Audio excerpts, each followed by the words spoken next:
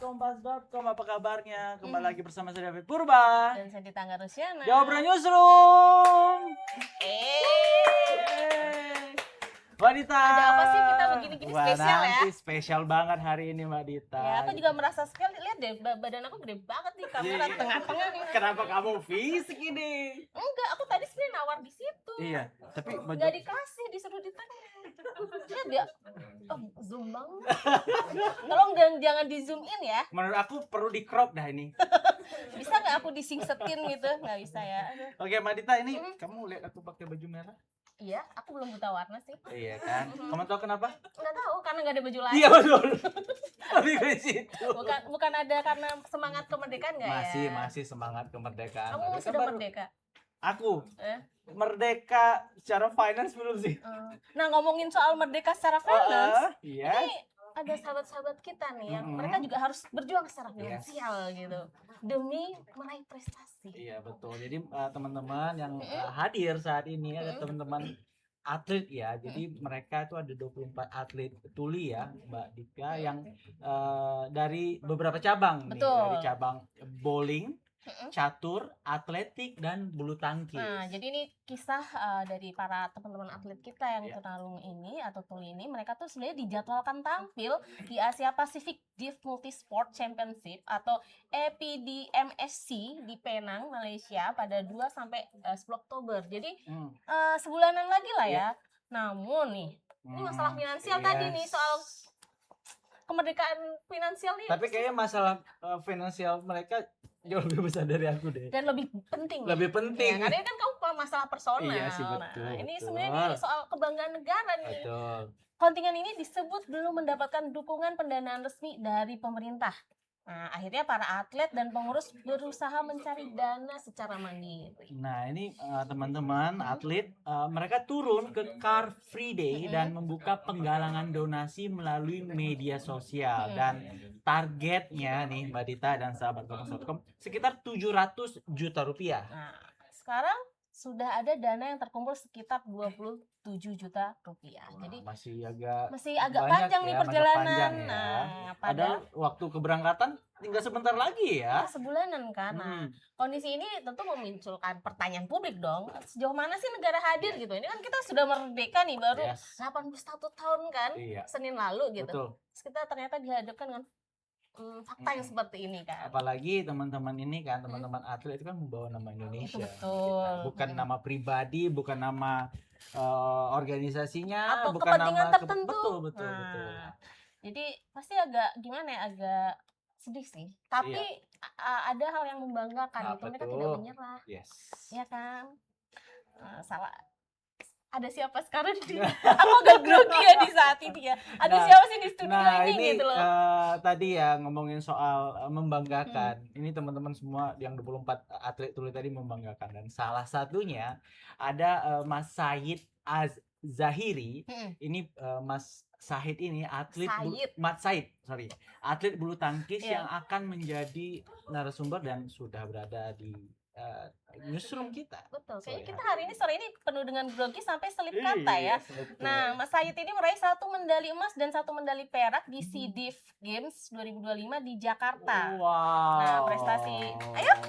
Nah, ini tandanya tepuk tangan. Kita juga baru belajar tadi kan. Nah, prestasi Said ini jadi salah satu gambaran bahwa atlet tuli Indonesia itu punya potensi yang cukup besar di level internasional. Dan prestasi itu bukan hal baru. Pada SEA Div Games pertama yang digelar di Malaysia pada 2026, kontingen Indonesia berhasil menjadi runner up. Ayo kita tepuk tangan lagi guys. Dan Indonesia saat itu mengoleksi 10 emas, 12 perak, dan 12 perunggu. Artinya potensi dan prestasinya udah ada Mbak Dita.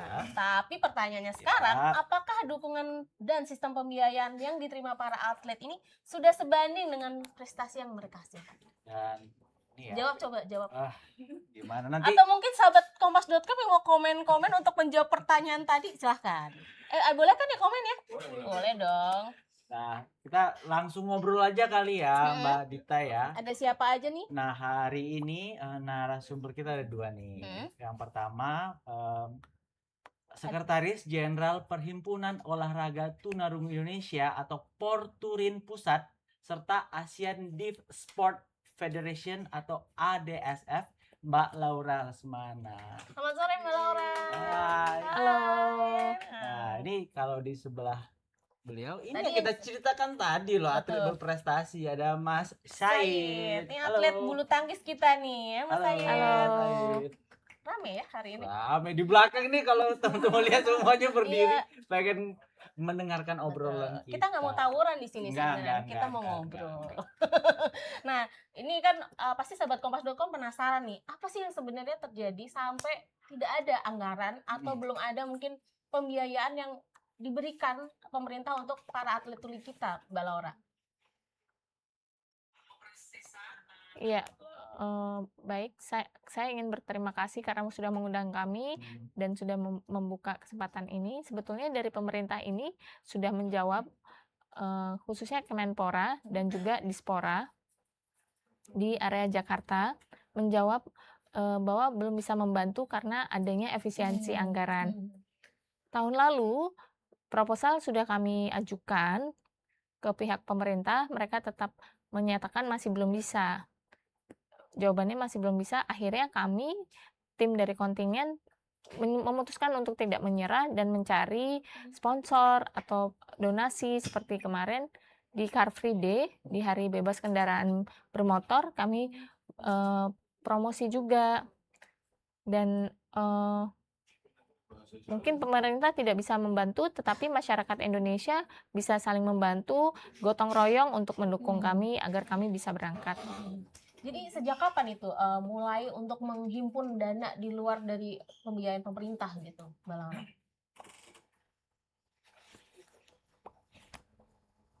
Baru bulan Agustus, ketika sudah dijawab, jawabannya negatif itu di bulan Juli, negatif tidak bisa begitu ya. Akhirnya kami bingung, para atlet pun sulit untuk membayar biayanya sendiri, biayanya masing-masing. Dan kami mencoba melalui Porturin dan pengurus Porturin bersama panitia kontingen, kami mencoba akhirnya melalui HBKB. Dan kemarin baru tepat tanggal 16 Agustus dan tepat 17 Agustus hari kemerdekaan mulailah, dan puji Tuhan kurang lebih ada 27 juta. Sekarang sudah ada 45 juta, puji Tuhannya. Mulai naik pelan-pelan, ini sangat bersyukur sekali. Karena waktunya tinggal 1 bulan, kami berharapnya bisa mencapai target. Dan saya berterima kasih sekali kepada masyarakat Indonesia yang sudah gotong royong untuk membantu kami mewujudkan mimpi kami ini. Mbak Laura, ini saya penasaran ya, di Car Free Day kemarin itu kan menggalang dana.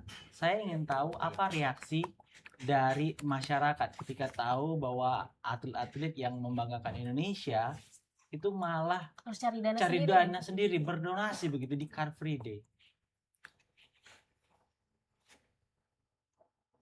Sebetulnya kami sempat pesimis begitu ya. Bisa nggak ya? Tapi kami coba aja, dan juga kami bekerja sama dengan Gerakan Kesejahteraan Tuli Indonesia dan juga Pusat Bahasa Isyarat Indonesia. Kami berkesempatan untuk mencoba membuka booth untuk belajar bahasa isyarat sekaligus memperkenalkan atlet-atlet tuli Indonesia dan juga memperkenalkan bahasa isyarat. Nah, kami mencoba memancing atlet atau orang-orang yang sedang lari, mungkin ada yang acuh gitu ya, atau mungkin membantunya dikit begitu ya. Saya pikir seperti itu.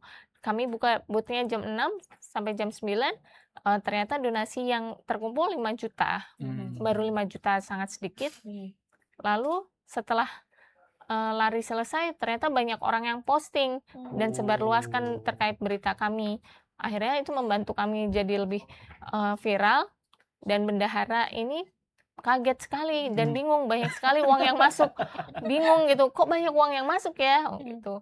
Artinya orang lain mungkin lari sambil lalu, tapi mereka menyerap informasinya betul-betul, dan itu mereka mau membantu kami, dan kami sangat berbahagia sekali. Wah, saya sangat senang ya mendengarnya. Saya ya. juga agak nyes gitu di hati. Tapi hal ini juga menunjukkan gitu betapa masyarakat kita sebenarnya juga sangat peduli gitu, karena masalah efisiensi ini selalu memang jadi persoalan juga ya, bahkan mungkin di daerah juga mengalami pemangkasan anggaran. Nah, mungkin ada nggak sih setelah jawaban tidak dari Kemenpora gitu, ada saran nggak yang diberikan Kemenpora apa yang perlu dilakukan gitu untuk perhimpunan atlet tuli ini gitu? Mungkin donasi dari NGO atau apa? Apakah ada saran-saran seperti itu atau hanya ditolak saja ketika tidak ada anggaran tanpa ada gitu? solusi gitu. Betul. Nihil. Nggak ada bantuan terkait solusi, hanya mengatakan mohon maaf kami belum bisa membantu karena adanya efisiensi. Begitu saja. Berarti baik dari Kemenpora maupun dari Dispora Jakarta ya? Ya, betul. Karena Dispora itu kan di area provinsi kan ya, dan mengikuti dari pusatnya, yaitu Kemenpora. Ini menarik Mbak Dita ya dan teman-teman ya. Ini berarti Dispora pun tidak ada anggaran begitu ya Mbak Lore ya? Nggak ada, betul. Saya nggak tahu apakah Pak Gubernur Pramono itu sudah mendengar langsung begitu atau sudah pernah mencoba untuk mendatangi balai kota, kantor atau bertemu Pak Gubernur Pramono? Kami sudah mengajukan permohonan audiensi di bulan Mei atau April,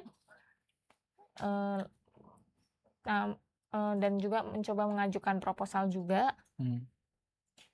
Setelah itu tidak, baru kemarin lah dijawab bahwa mereka belum bisa memberikan bantuan karena jawabannya sama kopi, yaitu efisiensi anggaran.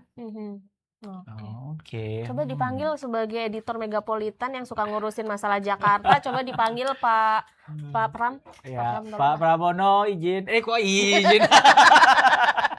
Kok jangan izin dong. Ini kan kita rakyat. Pak Pramono nggak boleh izin kita. Pak Pram, ini atletnya tolong dibantu lah Pak Pram gitu. Nanti mudah-mudahan setelah program ini dan kita juga mungkin ada pemberitaan ya bisa langsung didengar oleh Pak Pramono. Karena biasanya nih Mbak Laura dan Mas Said, reporter kita kan ada di balai kota. Jadi biasanya setiap hari itu bisa ketemu dan bisa menyampaikan masalah yang dialami masyarakat. Gitu. Siapa tahu ada harapan. Iya, itu. Nah, ini Mbak Laura, kan awal Oktober itu sudah mulai kegiatannya begitu ya. Nah, ini batasan harus mengumpulkan dana itu di tanggal berapa? Hari ini. Hari ini?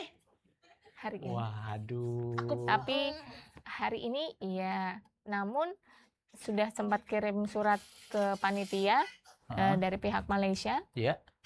Karena mereka ada organisasinya namanya MSDev, Malaysia Sports Dev. Dan kebetulan kami sudah kenal dan mereka memahami situasi di Indonesia seperti apa. Dan mendukung kondisi atlet tuli di Indonesia, jadi nggak masalah, bayarnya bisa ditunda 1 bulan. Oke. Artinya tenang, chill. Nah, ya, agak deg-degan ya ini hari ini. Aduh, cari uangnya di mana ini?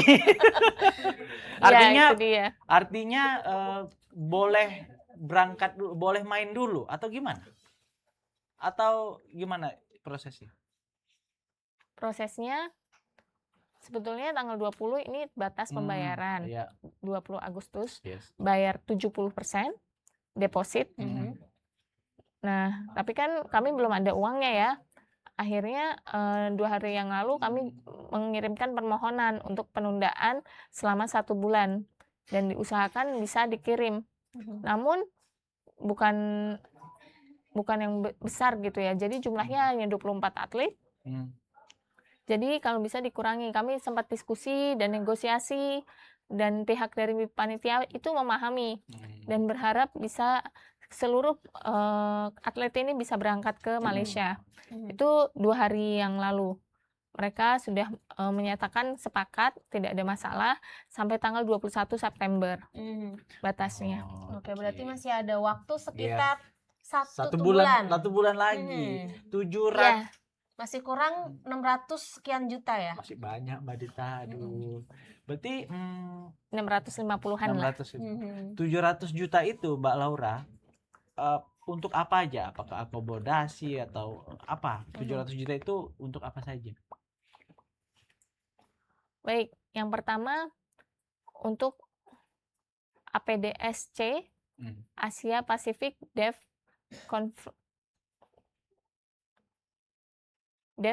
Sports Confederation, ada biaya yang harus dibayarkan sekitar $50, sorry, $50 untuk satu atlet. Itu yang pertama. Dan juga biaya panitianya sekitar $50. Yang ketiga, akomodasi selama 8 malam.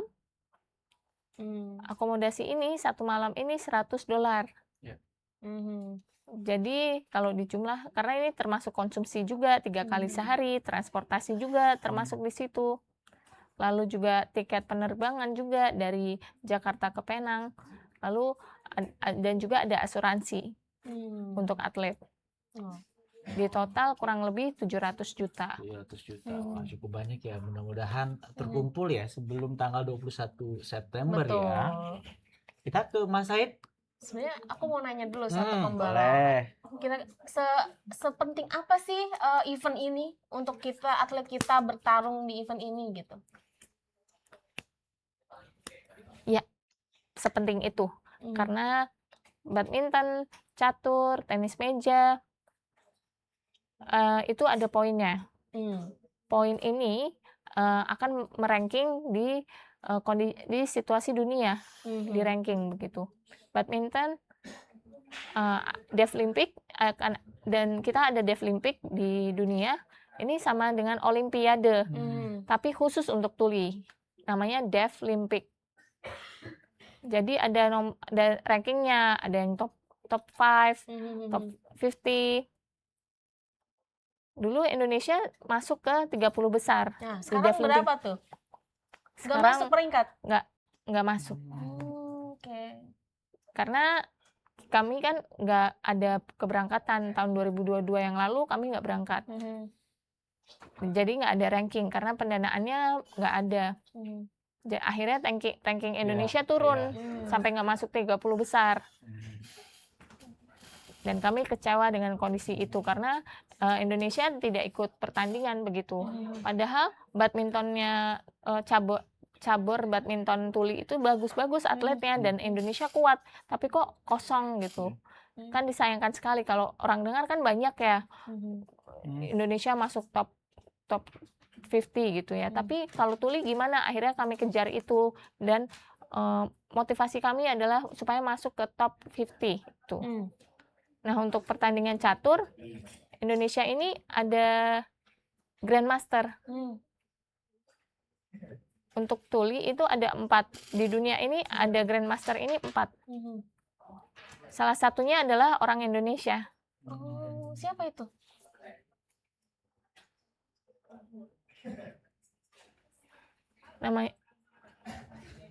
Namanya Cerdas Batur. Oke. Nah, kalau boleh tahu persisnya sekarang kita peringkat berapa nih?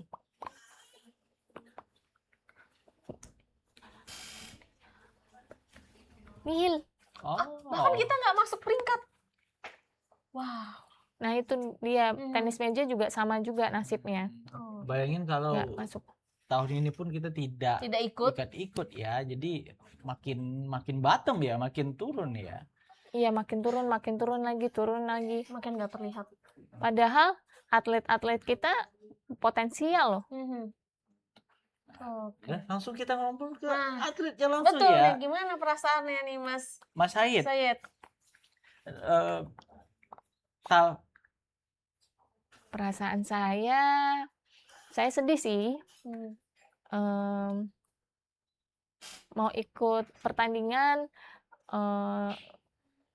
kayak pengen segera ikut dan pengen ikut ke Malaysia, ke Penang. Karena saya belum pernah ke Malaysia. Jadi ini akan jadi kali pertama saya. dan bisa berjumpa dengan banyak orang dan bisa melawan orang-orang dari luar negeri. Jadi itu juga mengasah mental saya untuk memiliki mental yang lebih juara gitu. Dari Laura, sebetulnya Said ini adalah atlet Indonesia di tahun lalu yang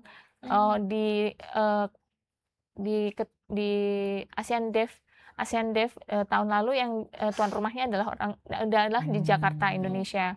Dan dia ini sempat juara, tapi itu tingkat ASEAN. Jadi 7 negara yang terlibat. Nah, kalau Asia Pasifik itu akan ada 11 negara yang terlibat. Berarti lawannya dari Taiwan, Jepang, dan Said belum pernah melawan dari orang-orang yang dari negara-negara tersebut, karena Said juga masih muda. Umurnya berapa Said? 22 tahun. 22 tahun? Wow, kali berapa Mbak Din? Sebenarnya beda tipis sama Said saya. Tipis banget. Mas Said, dengan kondisi masalah finansial yang seperti ini, apakah mempengaruhi ini ya, latihan begitu?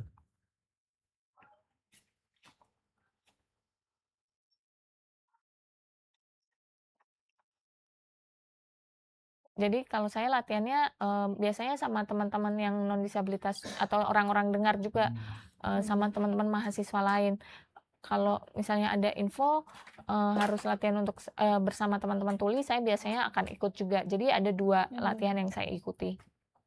Kalau boleh tahu biasanya latihannya rutinitasnya seperti apa tuh? Pagi kah, sore kah, atau seperti apa? Berapa lama durasinya? Kalau di Porturin biasanya 3 hari, Senin, Kamis, Jumat sore. Kalau latihan di orang-orang dengar tergantung pilihnya mau hari apa. Jadi seminggu bisa 3 kali juga sama teman-teman yang dengar. Oke. Sini penasaran Mas Said. Jujur saya belum tahu. Apakah porsi latihannya atau cara latihannya itu sama dengan atlet yang biasa begitu? Beda, antara dengar dan tuli itu beda. Kalau orang dengar biasanya dibantu fisiknya dan ada programnya. Kalau atlet tuli ini biasanya secara mandiri. Jadi kayak dibantu fisiknya juga ada, tapi kayak nggak sebanyak atlet yang dengar. Jadi kalau latihan sendiri itu jadi kayak nggak ada pelatihnya. Jadi antar tim itu saling membantu satu sama lain untuk melatih. Gitu sih. Nggak ada pelatih yang ya seperti di pelatnas begitu ya? Belum ada. Begitu juga dengan mengatur gizinya, makanannya, porsi latihannya, begitu memang secara mandiri ya?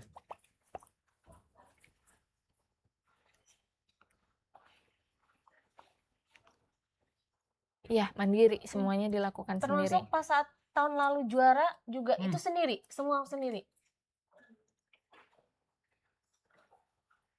Ada pelatihnya kalau tahun lalu. Dan juga konsumsinya ada, tetapi yang kali ini belum ada. Karena keterbatasan dana itu. Dari Laura saya ingin menambahkan terkait pelatnas. Jadi itu biasanya dilakukan 1 bulan sebelum kami bertanding. Misal tanggal 2 Oktober kan kami berangkatnya. Jadi 1 bulan sebelumnya, tanggal 2 September. Dan itu mulai pelatnas. Jadi akan ada pelatihnya. Itu 1 bulan sebelumnya. Kalau sekarang belum ada memang. Jadi karena kembali lagi kami masih mengalami masalah pendanaan, jadi itulah yang terjadi. Itu anggaran itu, pelatih, tempat itu siapa yang membiayai semuanya? Biasanya Mbak Laura? Porturin. Kami yang mencari pembiayaan dan juga anggaran seperti itu. Dan sebetulnya 700 juta yang tadi dikatakan itu untuk keberangkatan Asia Pasifik. Namun pelatihan itu tidak termasuk 700 juta yang kami cari ini. Kalau di total betul-betul kebutuhannya hampir 1 M. Oke. Jadi pertanyaannya adalah apa yang selama ini dilakukan pemerintah gitu loh untuk atlet tuli kita gitu.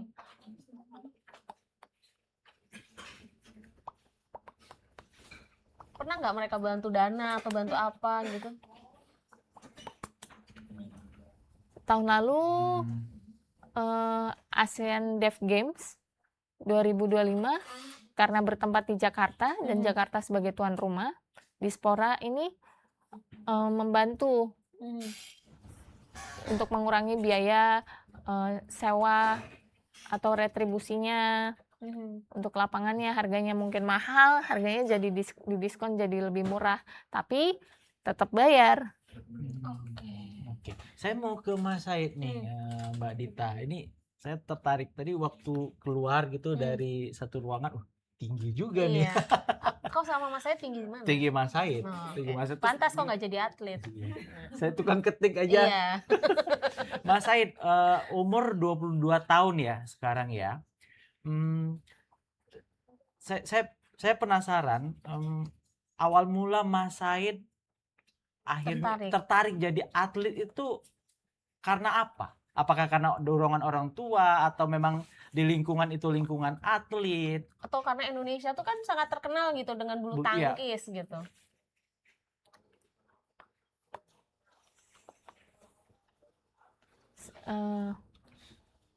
Sebelumnya ketika saya sekolah, guru ini memanggil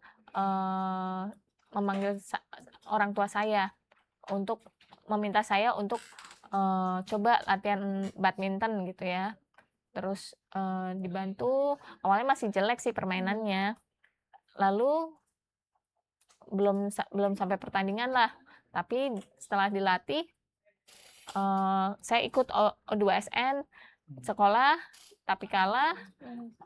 Lalu ikut lagi O2SN dan itu bertempat di Bandung, saya menang. Lalu di Medan, O2SN di Medan, saya dapat perak. Lalu O2SN di Bandung lagi, menang juara pertama. Lalu di Jogja dapat juara kedua. Selanjutnya saya sempat kalah tuh, dapat juara 2. Saya nangis-nangis lah itu. Karena dan ketika saya nangis-nangis, orang tua saya bilang sabar gitu. Tapi saya tetap nangis. Tapi lombanya waktunya panjang begitu. Nah sekarang masih latihan aktif, ikut lomba untuk waktu yang panjang, dalam jangka waktu yang panjang. Tapi pernah nggak sih sepanjang gitu perjalanan Mas Said jadi atlet, pernah nggak ada di posisi kayaknya aku nyerah aja deh? Mungkin dengan sulitnya jadi atlet tuli gitu, dengan keterbatasan pembiayaan, dukungan pemerintah segala macam, pernah nggak pengen nyerah gitu?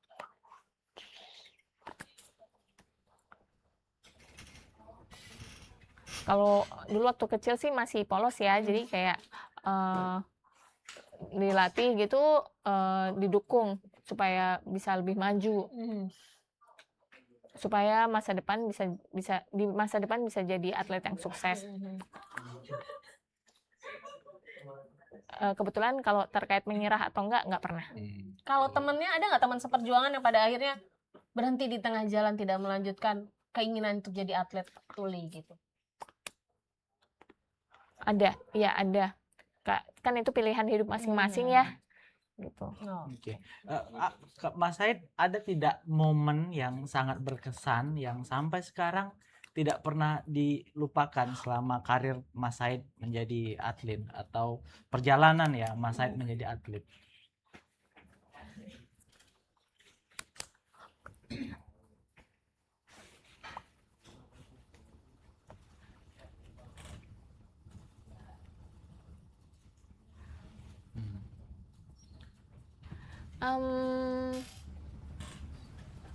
Banyak atlet dengar yang membantu saya, ada juga yang membuli juga. Tapi masalahnya nggak masalah, orang tua saya bilang bantu saya untuk melatih secara mental juga supaya melawan orang-orang dengar. Akhirnya bisa seimbang dengan orang-orang dengar, sama-sama kuatnya. Jadi biasanya saya kalau lawan atlet dengar agak lebih berat, jadi juara 3 terus gitu. Ini keren ya juara 3 ya. Juara 3 loh. Saya belum tentu menang. Oke, aku penasaran satu pertanyaan lagi nih sebelum 2-3 nggak apa-apa. Nggak apa-apa Pak Produser. Oke. Atlet idola siapa sih, atlet badminton idolanya Mas Sayit nih?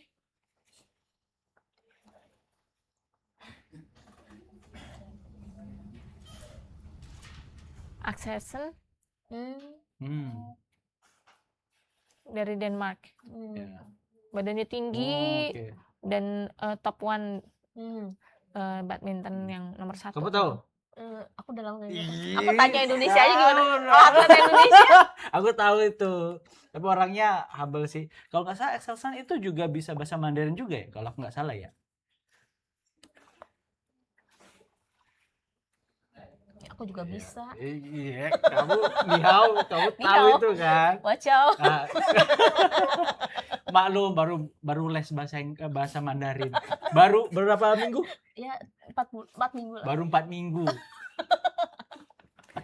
Kamu naik apa lagi tadi? Udah. Udah. Atlet Indonesia Pak ada, Ah. atlet badminton Indonesia ada nggak nih yang mungkin aku kenal gitu kan? Kalau Indonesia Jojo Jojo. Oke. atau Jonathan. Ya, Jonathan Jonathan Christie, Christie ya, ya. bukan Jojo dan Sinta, bukan. Itu ya, Oh, angkatannya itu beda. cuma angkat Sudahlah guys. itu perlu Nggak diterjemahkan usah, kayak nggak usah. Mendingan kita nanya ke Mbak Laura, apa harapannya nih Mbak? Harapannya mungkin untuk atlet tuli, mungkin untuk event ini, dan mungkin untuk atlet-atlet tuli di masa depan harus seperti apa, mungkin harapan untuk pemerintah dan yang lainnya. Ya, untuk atlet saya berharap bisa atlet tuli ini dunia atlet ini bisa dijadikan profesi atau pekerjaan untuk mereka. Karena di masyarakat umum itu atlet ini adalah profesi, artinya pemerintah bertanggung jawab untuk membiayai, ada pelatihan dan lain sebagainya, itu dibiayai oleh pemerintah. Sama juga tuli juga ingin jadi atlet secara profesional, gitu. Jadi karena kesempatannya belum ada, inilah saya berharap atlet ini bisa jadi sebuah profesi yang dibiayai oleh pemerintah, dan khususnya untuk atlet-atlet tuli. Dan harapannya yang lain adalah bisa memberikan pemerintah bisa memberikan fasilitas lapangan. Misal fasilitas lapangan voli itu sulit sekali untuk dicari. Kalau padel mah banyak banget ya, di mana-mana. Nah, voli ini masih susah. Dan juga lapangan ini ada beberapa, mohon digratiskan untuk kami untuk berlatih. misalnya apa? Kayak kalau di Hong Kong lapangan ini gratis. Masyarakat bisa olahraga, main basket, main voli, main bola, ini bisa, tetapi ada jadwal yang harus di-book. Nggak perlu bayar. Artinya Tapi di Indonesia dikit-dikit bayar, apa-apa bayar. artinya selain pendanaan tadi juga fasilitas lapangan juga sangat minim ya tadi di beberapa cabang tadi ya. Ya, betul. Masih sangat minim. Misal kalau kolam renang, ukurannya yang internasional, standar internasional ini di Jakarta cuma ada di GBK ya. Ciracas. Cuma satu itu aja. Sama GBK. Tapi GBK ini kan punya swasta ya. Harus sewa lagi, harus bayar. Ya, itu dia, mahal lagi. Apa gini nih? Oh gini. Kalau kita Mas Said, harapannya sebagai atlet, Mas Said ya untuk pemerintah, untuk teman-teman tuli Atlet juga, atlet tuli juga.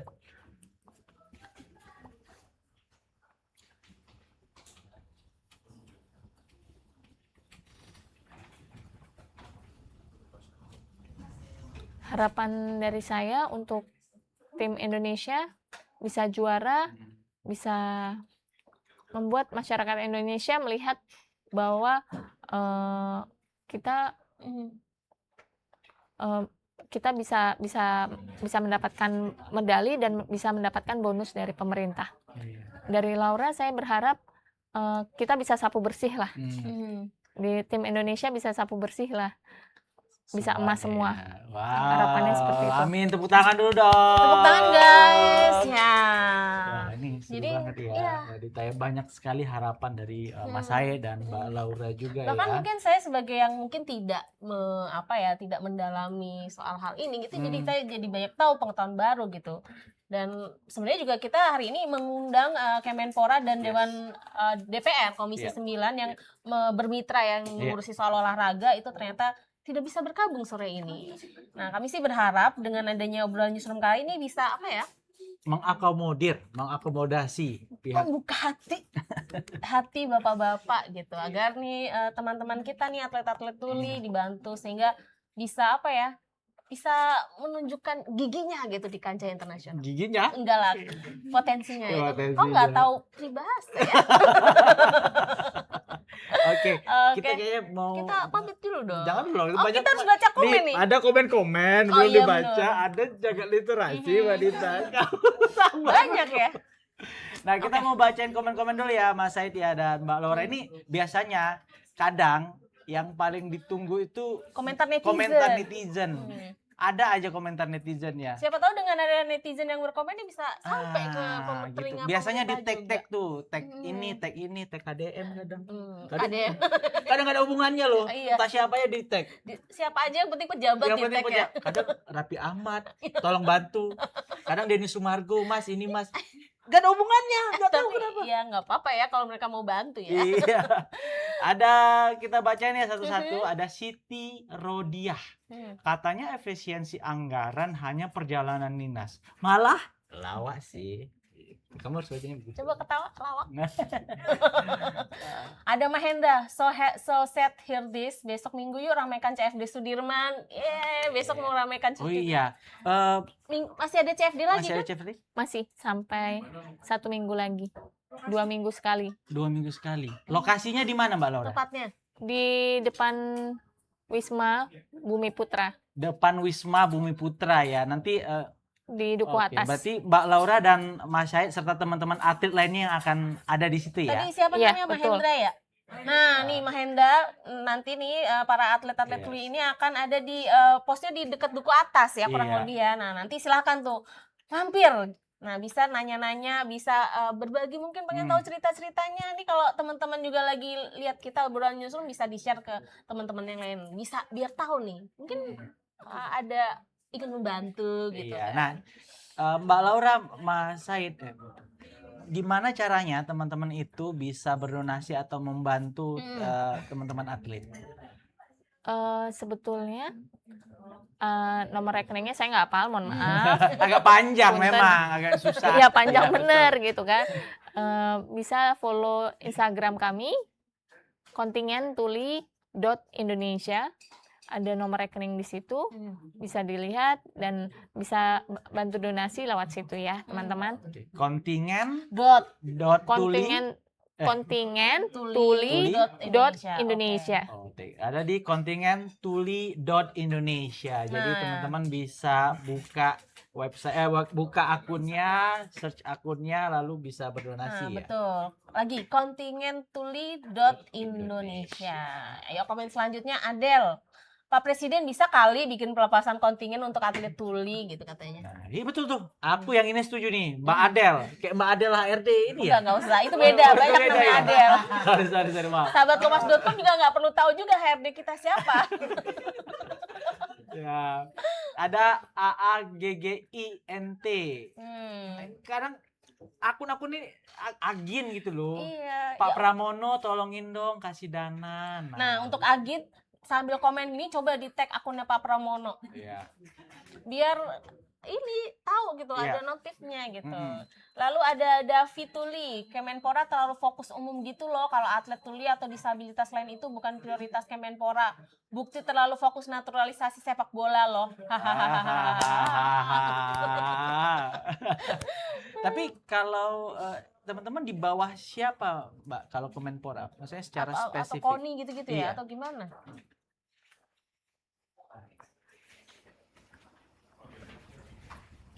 Ada OLK, Oh, olahraga, layanan khusus. Oke, di bawah itu apa aku bilang? Nggak tahu, aku takut salah. Dirjen. Sama kayak maksudnya kayak Paralimpik begitu nggak, Mbak, Beda ya? Mbak Laura? Iya. Paralimpik masuk di dalam OLK, tapi kami yang tuli bukan masuk di Paralimpik. Jadi ada Iya. perbedaan di situ.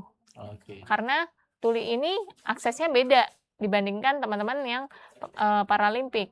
Karena teman-teman yang kalau teman-teman netra misalnya, mereka harus ketika boccia harus menyentuh seperti itu. Mereka butuh aksesnya yang non visual. Kami tuli, kami secara fisik bisa melihat, bisa berjalan, tapi yang membedakan adalah cara berkomunikasinya secara visual. Jadi fluid itu diubah jadi bendera atau jadi lampu, dan kami membutuhkan juru bahasa isyarat juga. Sedangkan kalau disabilitas lain tidak membutuhkan itu. Nah, itulah sebabnya dipisah Paralimpik dan Deaflimpik. Begitu. Ini ada lagi yang komen Yuli Astuti. Nulis banget kemarin anak saya Kayla harus ngemis donasi di CFD padahal anak saya juara 1 di SeaDev Games. Wah, ini Benar, apa? ada Kenal? atletnya. Kenal? Iya. Oh. Atlet apa itu Kayla? Bulu tangkis Bulu juga. tangkis. Oh, bareng sama Mas Said. Oh. Wah, Iya. ini ada nih ternyata Bu Yuli juga orang tua dari Kayla. atlet. Halo Mbak Yuli, Bu Yuli. Aku dadah-dadah aja. Iya, mungkin masih nonton kan. Nonton. Ada Ada lagi? lagi nih. Udah. Waduh, padahal Oke. masih pengen sampai malam ya? Iya, aku pengen ini aja sih biar komentar netizen tuh biar menyentuh gitu kan. Oke, tadi kalau teman-teman tuli tadi, atlet tuli membuka donasi ya untuk keberangkatan ke Malaysia, dan sahabat Kompas.org kita juga membuka donasi untuk sahabat kita, untuk teman-teman saudara-saudara kita di Nusa Tenggara Timur. Nah, jadi kalau kami mengajak untuk sahabat Kompas.com bersatu padu dan mengeluarkan bantuan untuk sahabat-sahabat kita yang terdampak gempa NTT. Ya, silakan yuk bantu di link ini nih yang sudah tertera di layar YouTube ya. Iya. Atau apapun layar live up dimanapun. Nah, ini silakan di scan ya pakai HP. Ini aku masih lucu sama kamu, Mbak. Pakai HP, masa pakai laptop sama laptop begini? Itu kan lucu ya. Yang lucu tuh ini yang nulis.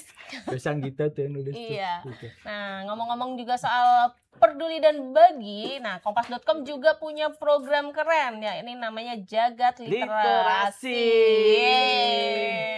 Jadi setiap tahun Kompas.com mengadakan Jagat Literasi ke beberapa daerah untuk membagikan buku dan sarana literasi ke anak-anak. Nah, Jagat Literasi ini sudah dimulai tim Kompas.com yang ada di Pidijaya, Aceh. Ada reporterku tuh, namanya Danu. Untuk info aja nih, Mah. Untuk lebih jelasnya kita akan terhubung dengan jurnalis Kompas.com yang ikut Jagat Literasi di PD ya, namanya Suci Wulandari Caniago. Halo, selamat sore Suci. Halo Mbak Dita dan juga Mas David di Jakarta. Coba Ci, begini Ci, bisa nggak Ci? Hai. Yang nggak terlihat kah Suci? Aku yakin ya Suci ini yang megangin videonya si Danu, percaya dah. Oh gitu. Oh Emang salah, Ci? yang dibegangin adalah Diki. Oh, Diki. Wah, enak ya kerja begitu ya, Dik ya. Cuma megangin gitu aja ya. Coba Diki arahkan Suci biar. Suci, ini kamu posisi sekarang ada di mana nih, Suci? Dan mungkin kegiatannya, antusiasme dari teman-teman di sana juga seperti apa? Ya, Mas David dan juga Mbak Dita, hari ini aku sedang berada di kompleks pemerintahan Kabupaten Pidijaya. Nyore jam 5 sore tapi matahari masih cerah. Ini aku setelah berkunjung ke SD terakhir yang kami kunjungi pada program Jagat Literasi, yaitu Min 5 Senong Pidijaya. Dikit jangan goyang-goyang, ini aku pusing. Nah, bisa diceritakan Ci, apa aja yang dilakukan oleh tim Kompas.com, tim Jagat Literasi di Pidijaya nih? Ngapain aja gitu sama anak-anak nih? Ya, pada Jagat Literasi kali ini kami dari tim Kompas.com pergi ke Pidijaya ke 3 sekolah untuk memberikan bantuan kepada adik-adik yang membutuhkan karena terdampak bencana Aceh beberapa bulan yang lalu. Nah, pada program kali ini kami yang pertama yaitu ke SD IT Anur Pidijaya pada tanggal 18 Agustus setelah kemerdekaan Indonesia. Lalu kami berkunjung ke SMP Negeri 1 Merah 2 Pidijaya. Lalu singgah sebentar ke SD 5 Merah 2. Dan terakhir yaitu ke Min 5 Senong Pidijaya. Jadi totalnya sebenarnya ada 4 sekolah yang mendapat bantuan, tapi kami hanya berkunjung ke memberikan sosialisasi kepada 3 sekolah saja.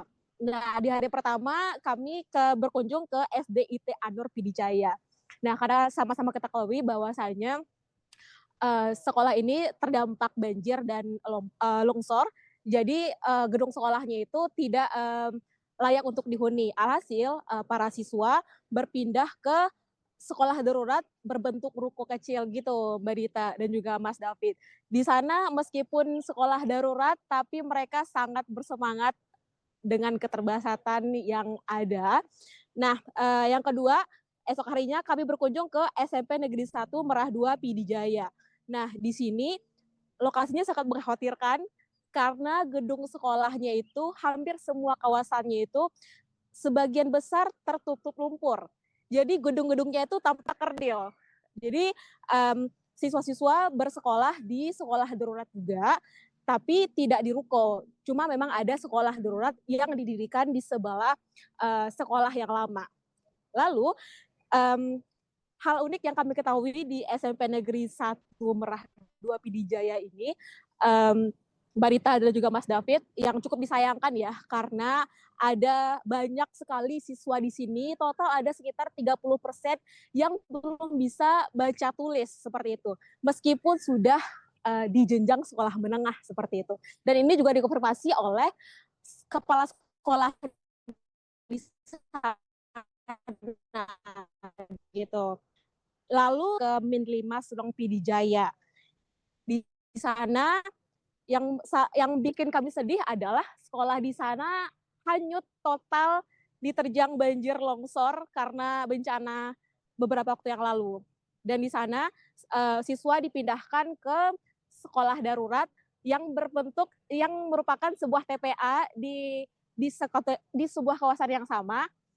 Dan itu TPA itu dibagi dua dengan kegiatan yang selalu dilakukan di sana. Semisal ketika anak-anak bersekolah dan ternyata ada kegiatan masjid yang harus dilakukan di TPA tersebut, maka siswa digotong ke tenda bencana atau tenda pengungsian untuk belajar di sana. Seperti itu kurang lebih Mas David dan juga Mbak Dita. Apa nih Ci pengalaman yang cukup berkesan gitu selama melakukan melakukan kegiatan jagat literasi? Yang paling berkesan menurut aku dan juga teman-teman yang lainnya adalah informasi yang cukup menyedihkan karena siswa SMP banyak sekali yang tidak bisa membaca dan menulis lancar di sini. Kamu nggak mau nanya ke Suci? Iya, aku mau Masa kok nanya. nyuruh aku terus? Enggak, tadi aku pikiran soal teman-teman adik-adik itu yang memang masih di tenda darurat kah, gedung darurat. Itu kan kadang membuat semangat itu luntur begitu ya. Tapi aku juga berterima kasih nih kepada teman-teman jaga literasi yang udah datang, yang pastinya memberikan kebahagiaan, memberikan semangat yang baru nih untuk adik-adik kita. Nah Ci, mungkin responnya teman-teman atau adik-adik kita yang ada di sana dengan kedatangan tim jagat literasi seperti apa ya Ci? Tanggapan mereka sangat sangat senang sekali. mereka mendapatkan kegiatan baru, tidak hanya belajar di ruang kelas, tapi juga aktivitas yang tambahan yang menyenangkan. Seperti salah satunya yaitu merakit kipas dan juga mobil-mobilan dari Mr. DIY. Jadi pertama kami belajar membaca dulu, terus kemudian mengikuti semua langkah-langkah yang diberikan di paket STEM dari Mr. DIY. Anak-anak sangat antusias, meskipun ada beberapa siswa yang tidak bisa membaca, tapi mereka cukup bisa memahami dari gambar-gambar yang kami berikan, paket-paket yang kami berikan seperti itu. Dan mereka sangat senang, apalagi mereka mendapatkan buku-buku baru dari teman-teman yang sudah berdonasi di kompas.com. Wah, ini seneng lagi kita dengarnya. Siapa tolong Diki yang stabil gitu. Udah selesai juga. Oh, udah ya. Oke, Suci, terima kasih banyak ya untuk sharingnya. Nanti kita tunggu cerita-cerita selanjutnya. Sama minta Diki jangan lupa pulang. Jangan main-main kemana-mana, bilang gitu ya. Tolong. Diki katanya jangan lupa pulang. Harus ngangguk dong. Ah, gimana sih? Kameranya ngangguk dong. Ngangguk. Gitu. Makasih banyak Suci, Diki. Saya selalu di sana. Terima kasih Mas David dan juga Mbak Rita. Saat ini kami mau langsung ngopi gayo ya, Deda. Kami juga ada kopi yang di laut itu mereknya. Apa? Oh, nggak boleh itu, ya. Itu. Jangan lupa bawa kopinya. Makasih Suci, saya selalu. Terima kasih Mbak Dita juga Mas David. Jadi selalu menyenangkan ya Mbak Dita yang mendengar, dapat cerita cerita teman-teman jaga literasi, karena setiap daerah itu punya cerita yang berbeda. Betul, punya. Tadi juga aku agak heran ya, untuk siswa SMP belum bisa baca tuh gimana naik kelasnya gitu. Ini kan sebenarnya kejadian ini nih udah ada dari tahun-tahun sebelumnya kan yang viral. Bahkan mereka melihat jam analog aja, jam apa? Jam jarum jam itu. Iya, itu nggak bisa ya. Bisa, aku kan greget gitu loh. Ya udahlah ya, nanti kau jadi Menteri Pendidikan ya. Iya. Jadi sebelum kita akhiri obrolan newsroom sore ini, kita juga mau mengajak untuk berdonasi lagi nih. Yes. Kita hari ini penuh dengan berbuat baik. Karena sebenarnya netizen itu baik-baik orangnya. Betul. Katanya orang Indonesia tuh paling sering memberikan bantuan, paling senang memberikan bantuan. Tapi kalau sekali ngebully, Iya, saya no komen ya. Nah, ya, seperti tahun biasanya jelang kompas.com kita ada namanya jagat literasi seperti yang tadi disampaikan Sucinya. Setiap anak berhak mendapatkan kesempatan yang sama untuk belajar. Namun tidak semua anak memiliki akses yang sama terhadap buku bacaan dan sarana literasi. nah, bersama ekspedisi Kata ke Nyata 2026, Anda bisa membantu menghadirkan akses literasi bagi anak-anak di berbagai pelosok Indonesia melalui donasi Anda. Nah, ikut donasi dengan cara scan QR pada poster atau kunjungi link donasi di deskripsi video. Donasi akan ditutup pada akhir September. Oke, baik, sebelum kita Nutup kita harus pamitan dulu. Oh iya, udah masuk ke itu. Sekali lagi makasih banyak Mbak Laura, terima kasih gini ya. Sorry. Terima kasih banyak Mbak Laura Mas Said untuk waktunya, sehat selalu. Semoga donasinya terkumpul sebelum deadline. Iya. Amin. Tadi Mas Said mau sampaikan apa? Sehat selalu. Oh, sehat selalu. Selalu. Sehat selalu. Oh, iya benar. Keren, mantap. Jadi pengen ini nih, Belajar. Ayo, boleh. Nanti dah CFD aku datang coba lah. Kau rumah di mana? Jauh sih, Parung Panjang. Antar kota, antar provinsi. Jauh. Mungkin bisa datang ke CFD nanti coba belajar bahasa isyarat. Oke, siap. Itu teman-teman udah mulai ada di lokasi itu jam berapa? 6. Jam 6. Waduh. Berarti kau dari Parung Panjang ya jam 3 pagi lah ya. Nih, maaf ini Mbak Laura dan Mas Said nih. Saya belum bangun nih jam hari Minggu. Jam 6 sampai jam 10. Oh, jam 10. Tapi saya bangun jam 11 nih. Enggak, tapi kita ngajak teman-teman yang lain ya untuk bisa bergabung bersama teman-teman atlet. Betul. Sekali lagi terima kasih banyak Mas Said, terima kasih banyak Mbak Laura untuk waktunya. Oke. Sahabat Kompas.com, terima kasih banyak yang sudah menyaksikan Happy nggak sih dengan obrolan tema-tema Newsroom. kali ini? Aku happy banget. Aku juga. Tidak ada politik hari Tidak ada ini. masalah hukum. Tidak, kita happy kriminal. betul. Oh, ini setiap hari yang seru-seru aja begini. Iya, apa gitu undang artis gitu loh. Iya loh. Atau apa yang bisa ngobrol-ngobrol begini, berbuat Iya, baik dapet, santai. happy dapet gitu. 3 jam aku jabanin kalau 3 jam mah. Iya, gibahin pemerintah dapet gitu kan. Udah kita closing ya Mbak Dita ya. Terima kasih banyak teman-teman. Sana kameranya. Nah, Sini Mbak Dita. sana. Aku tadi lihat Mas Diki tadi ada di situ. Oke, terima kasih banyak teman-teman yang sudah menyaksikan obrolan Newsroom dan jangan lupa untuk saksikan program ini dari Senin sampai Jumat jam 4 sore. Dan jangan lupa terus pantau update update informasi terkini di www.kompas.com. Pantau terus di semua akun medsosnya kompas.com, baik di Facebook, Instagram, X, TikTok maupun YouTube. Saya David Purba. Saya Dita Ngarusyana. Kita semua pamit. Sampai jumpa. Wah.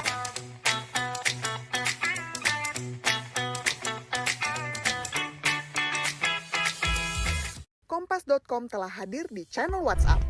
Kamu bisa tetap terhubung dengan teman dan keluarga sambil dapat update berita terbaru. Cari tahu berita pilihan terpopuler dan terkini dari satu aplikasi. Caranya gampang banget. Temukan channel Kompas.com di aplikasi WhatsApp,